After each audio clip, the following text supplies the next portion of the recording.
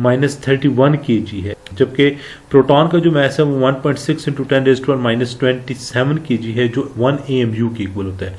और हमने कहा है कि न्यूट्रॉन का मास भी ऑलमोस्ट मास ऑफ प्रोटॉन के इक्वल होता है, तो इसलिए इसका मास भी 1.6 × 10⁻27 kg है और ये भी 1 AMU के इक्वल होता है। तो स्टूडेंट्स, मैं उम्मीद करता हूँ आपको ये बातें समझ आई होंगी।